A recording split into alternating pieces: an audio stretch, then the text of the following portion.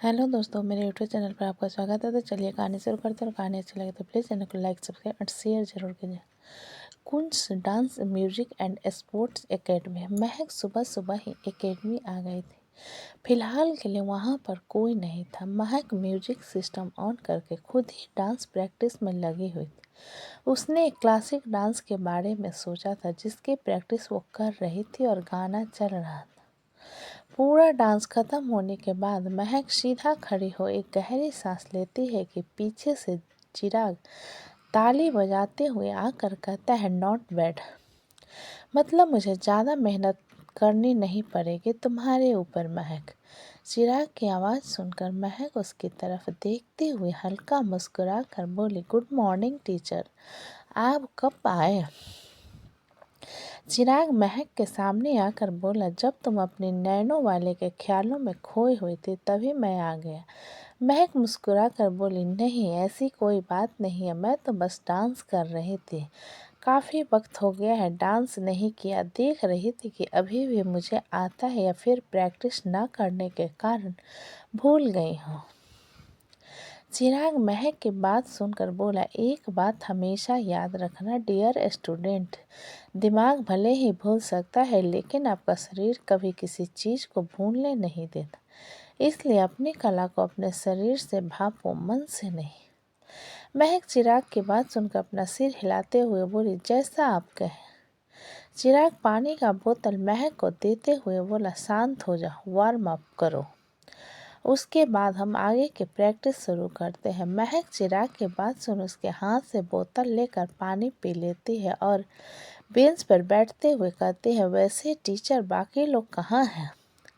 चिराग महक की तरफ देखते हुए बोला, ये कमरा हम दोनों के प्रैक्टिस के लिए है। बाकी लोगों की प्रैक्टिस नीचे के फ्लोर पर हो रही है। महक कुछ सोच कर बोली, वैसे आपको मेरे लिए किसने हायर किया है? जिसके जवाब में चिराग बोला, Amrit Sarang, he is my only classmate. Mahak Chirag की बात सुन मासूम सा चेहरा बनाकर बोली, इसका मतलब आप मृत्युंजय सारंग को भी जानते हैं? चिराग महक के चेहरे को देखते हुए बोला, मतलब मैंने कल जो सुना बिल्कुल सही था। महक कंफ्यूज होकर बोली, आपने क्या सुना? चिराग गहरी आवाज में बोला, तुम मिसेस सारंग हो? महक अपना सिर हिलाकर बोली, जी हाँ, मेरा नाम महक मृत्युंजय सारंग है। क्या आपको नहीं पता था? जबकि इस बात को 3 महीने पहले ही पब्लिक में अनाउंस कर दिया गया था। चिराग महक के जवाब पर अपनी आंखें छोटी करके बोला, तुम किसी के पत्नी बनकर जीना चाहती हो या खुद की कोई पहचान नहीं चाहिए तुम्हें? महक मृत्युंजय और फैमिली के बारे में सोचते हुए चिराग से बोली, लेकिन जो खुशी एक हाउसवाइफ बनकर है, किसी सेलिब्रिटी बनकर नहीं है। क्योंकि बहुत कम ही लोग ऐसे होते हैं जो दोनों को साथ में इम्पोर्ट्स दे पाते हैं। और मैं अपने काम के चलते अपनी फैमिली को दूर नहीं करना चाहती। चिराग महक की बात पर अपना सिर हिलाते हुए बोला, तो मेरे ख्याल से तुम्हें इस कंपटीशन को पार्टिसिपेट ही नहीं करना चाहिए था। टाइम क्यों वेस्ट कर रही हो? जाकर अपने फैमिली वालों को प्यार बांटो, तीनों टाइम उनके लिए खाना बनाओ। रात को महक अपने पति की बात सुने महक बिना किसी झिझक के चिराग के से बोली, teacher I will respect you, लेकिन मेरे पति मुझे सपोर्ट करते हैं, उन्हें मुझे ये करने की परमिशन दी है। मेरी फैमिली वाले मुझसे प्यार करते हैं, इसलिए मैं ये कंपटीशन जीतना चाहती हूँ। चिराग बिना किसी भाव के बोला, बैठो। महक कंफ्यूज होकर बोली, जी? चिराग इस बार थोड़ी तेज आवाज़ में बोला, मैंने कहा फर्श पर बैठो, मैं तुम्हारा टीचर हूँ ना, गाइड कर रहा हूँ। सुनो, बैठो फर्श पर। महक पालथी मार कर फर्श पर बीचों बीच बैठ जाती है। चिराग महक के सामने खड़ा होकर बोला, आंखें बंद करो। महक अपनी आंखें बंद कर लेती है तो चिराग आगे कहता है, ओम का उच्चारण करके गहरी सांस लो और छोड़ो। जब तक ना कहो तब तक रुकना मत। महक चिराग की बात सुन वैसा ही करने लगते हैं। चिराग जाकर चेयर पर बैठ जाता है और टकटकी लगाकर महक को देखने लगता है। इधर इंदिरा गांधी यूनिवर्सिटी में दोपहर का वक्त था। लंच का ब्रेक हो चुका था। सभी लोग कैंटीन में आ चुके थे। अदिति हमेशा की तरह भूखरों के जैसे खा रही थी। रिया उसे बीच बीच में और खाना दे रही थी और विप्लव गहरी सोच में खोया हुआ था। रिया विप्लव की सोच पर ब्रेक लगाते हुए बोली, इतना सोचकर भी क्या फ़ायदा, जब उसके सामने आते ही तुम्हारे पैंट गीली हो जाती है। विप्लव रिया की बात सुन होश में आकर उसकी तरफ देखते हुए बोला, यार कम से कम तू तो ऐसा मत बोल, तू तो मेरी अच्छी दोस्त है ना, मेरी फीलिंग्स के बारे में तुझे पता होगा। रिया विप्लव की बात सुन उससे घूरते हुए बोली, तेरी फीलिंग्स गई तेल लेने। अब मैंने कल उस चश्मिश से कहा कि तू उसे पसंद करता है तो तू भागा क्यों? तुझे कहना चाहिए था ना कि आरू मैं तुम्हें पसंद करता हूँ, लेकिन तुम्हारे तो फटकर हाथ में आ गए। विप्लव मासूम सा चेहरा बनाकर बोला, इसमें मेरी क्या गलती है? पहला पहला प्यार है, डर तो लगता है ना। रिया अपनी आंखें छोटी करके बोली, अच्छा उस चश्मी ने तुझसे तेरा किडनी, लीवर, फेफड़ा मांग लिया क्या, जो तुझे देने से डर लग रहा है? और एक बात अच्छे से याद रखना, वो नहीं करती तुझसे प्यार, तू करता है, इसलिए तुझे पहल करनी होगी। विप्लव रिया की बात सुन उसकी तरफ देखते हुए बोला, वैसे रिया अगर तुझे कोई बंदा पसंद आ गया तो तू क्या करेगी? रिया फुल कॉन्फिडेंस के साथ बोली, अगर मुझे ऐसा कोई बंदा पसंद आ गया ना तो सीधा सीधा जाकर बोल दूंगी आई लव यू, और अगर भाव खाएगा तो कान के नीचे लगा दूंगी मैं। आफ्टर ऑल मेरा नाम रिया लूथरा है, आज तक किसी ने मुझे रिजेक्ट नहीं किया। अदिति जो कब से बैठे खाते हुए उन दोनों की बातें सुन रही थी, रिया की बात से उसे चेयर अप करते हुए बोली, वेरी गुड दीदी, ऐसा ही करना चाहिए। मुझे पता नहीं था, माफ़ी, इतना फट्टू है। विप्लव अदिति की बात सुन उसे घूर कर बोला, ए बनी, फट्टू नहीं हूँ मैं, मुझे कुछ डर लगता है। रिया विप्लव की बात पर अपना सिर हिलाते हुए बोली, वही तो हम भी कह रहे हैं, फट्टू नहीं है तू, डरपोक है, डरपोक। विप्लव बड़ी बड़ी अदिति और रिया को घूरने के बाद बोला, ऐसी बात है क्या, तो देख लेना, आज मैं मेरी चश्मिश को प्रपोज करके रहूँगा। रिया मुंह बनाते हुए बोली, हाँ हाँ पता है, तुमसे तो से कुछ नहीं होने वाला, खाली डींगे हाँकने जानते हो तुम।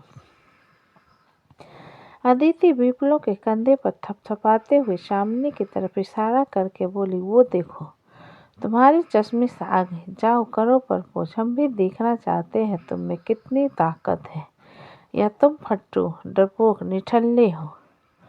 विप्लव अपना सिर घुमाकर आरू की तरफ देखता है, जो कि उन लोगों की तरफ भी आ रही थी। विप्लव के माथे पर ठंडे पसीने आ जाते हैं और उसकी आंखें फड़कने लगती हैं।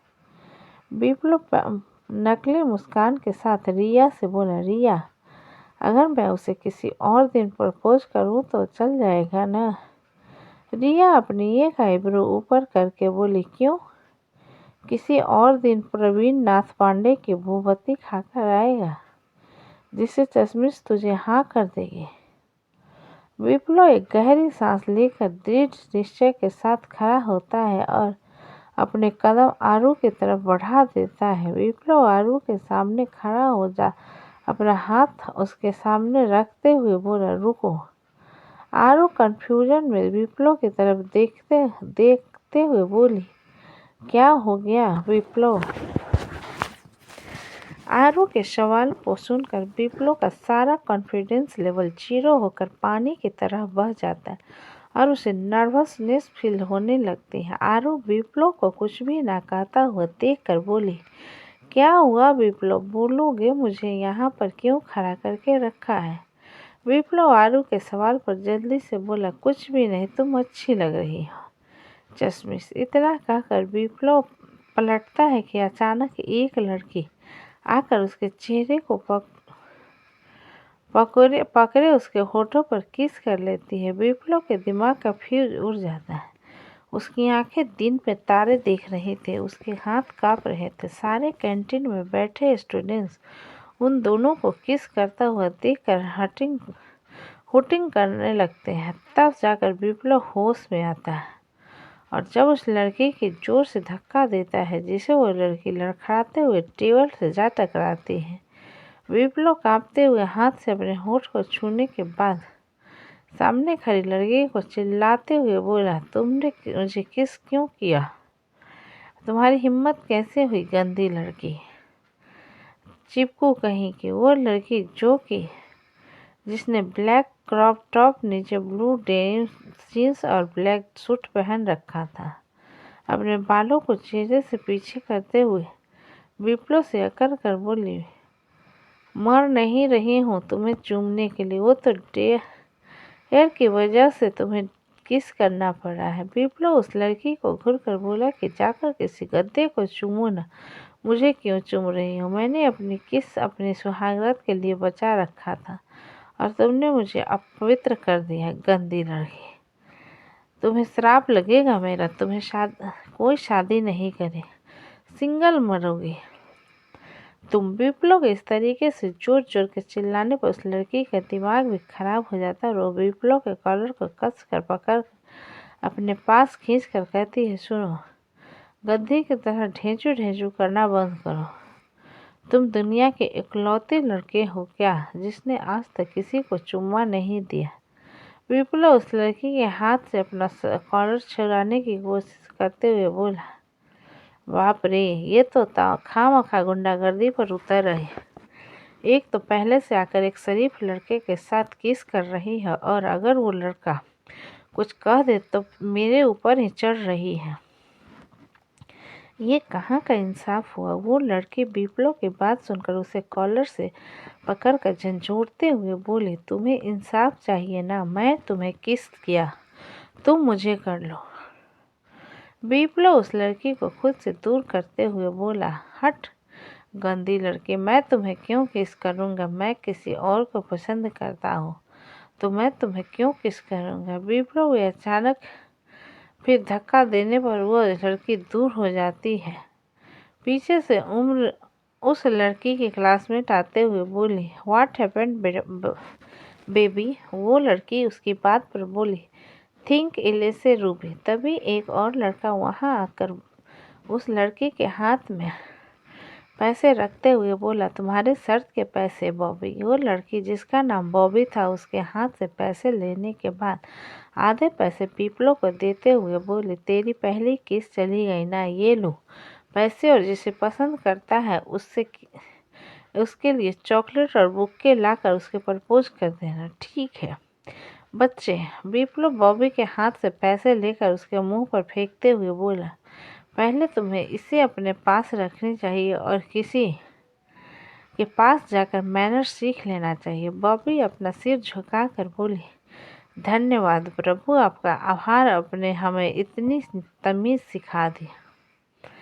तभी वहाँ पर अदिति और रिया भी आ जाते हैं। रिया बॉबी के चेहरे को देखते हुए बोली, कौन हो तुम और इस तरीके से तुम्हारी हिम्मत कैसे हुई बॉबी को किस करने की? बॉबी अपने घुंघराले बालों को समेटते हुए रिया से बोली, फिर से करके बताओ ये क्या दीदी, तब जाकर यकीन करोगे चुम्मा कैसे लेते हैं। अदिति बॉबी को देखते हुए बोली, भाभ्या तुमने अब बॉबी को किस क्यों किया?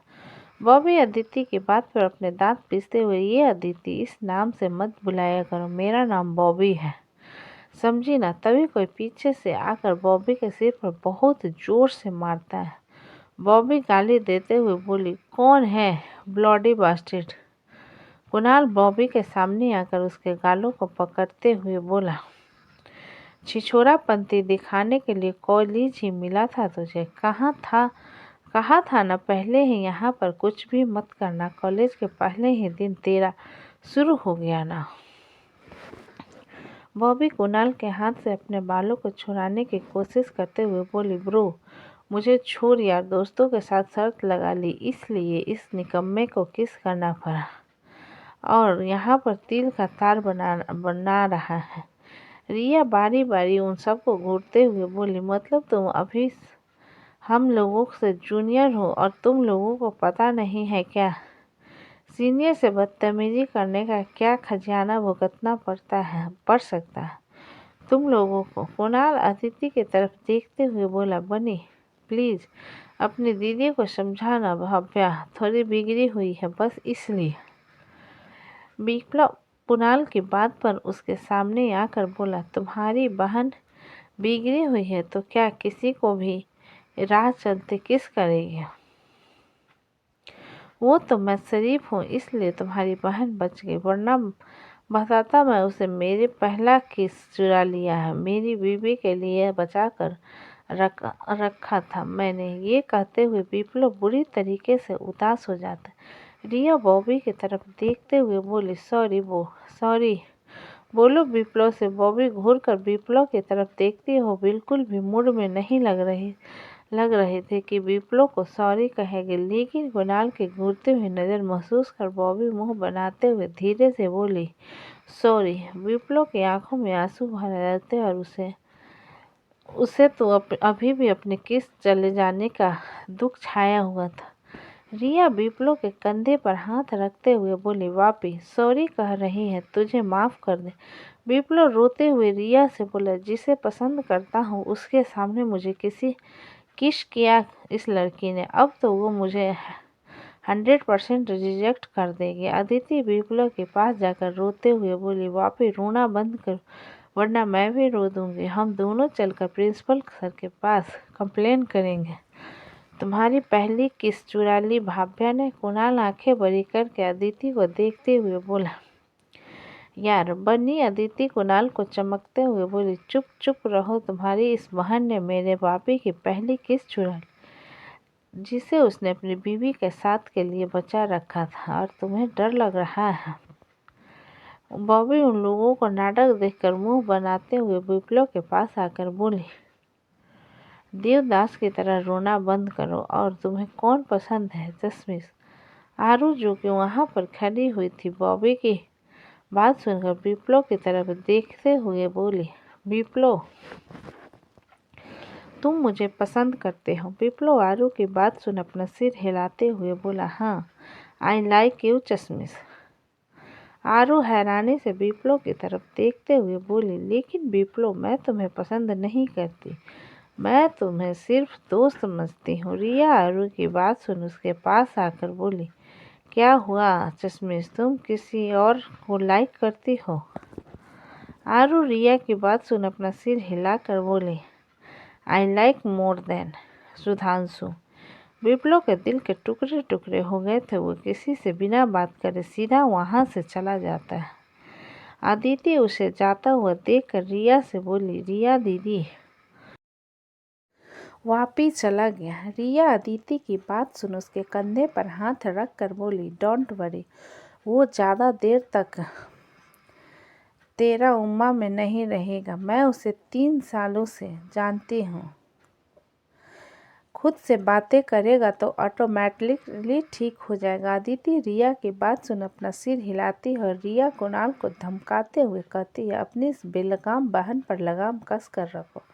बिना मतलब का हमारे वापी के मुंह में चिपक गए। अगर यहाँ पर लोग नहीं होते तो पता नहीं उसकी इज्जत ही लूट लेती, ऐसा लगता है। बॉबी रिया की बात सुन उसे कुछ कहने के लिए आगे बढ़ती है तो कुणाल उसके मुंह पर हाथ रख कर रिया से कहता है, आई एम सॉरी, दोबारा से ख्याल रखूंगा। इतना कहकर कुणाल बॉबी को खींचते हुए ले जाने लगता है तो बॉबी चिल्लाकर रिया से कहती है, सुनो मोटी दीदी, आपके वापी में हीरे जवाहरात नहीं लगे हैं जो उसे लेकर खोपचे में जाऊंगी।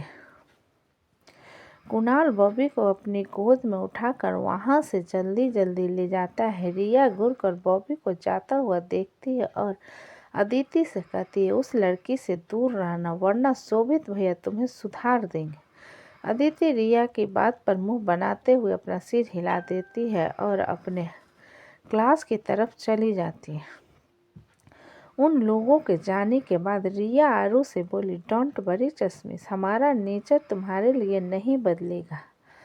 किसी को पसंद करना और ना करना तुम्हारे ऊपर है, लेकिन एक बात याद रखना, सुधांशु किसी को पसंद नहीं करता। इतना कहकर रिया भी क्लास की तरफ चली जाती है। आरू उसे आता हुआ देखकर एक गहरी सांस लेती है और उसके पीछे क्लास के लिए निकल जाती है। इधर रिया क्लासरूम की तरफ जाने लगती है कि अनमोल से टकरा जाती है। अनमोल के हाथ में जितने भी फाइल थे सारे बिखर जाते हैं। अनमोल कोल्ड नज़रों से रिया को देख घूरते हुए बोला, पूरी दुनिया जहां में आपको मैं ही मिलता हूँ मिस लूथरा। भिड़ने के लिए रिया प्यारी सी मुस्कान के साथ अनमोल से बोले, आई एम सॉरी सर, मुझे पता नहीं था कि खंबे की तरह आप ही मुझे हर जगह मिल जाएंगे, वरना मैं नहीं टकराती सर। तो दोस्तों कहानी कैसी लगी मुझे कमेंट में लिखें। अच्छी लगे तो प्लीज़ चैनल को लाइक करें, सब्सक्राइब करें, हो सके तो ज़्यादा से ज़्यादा शेयर करें। कहानी को पूरा सुनने के लिए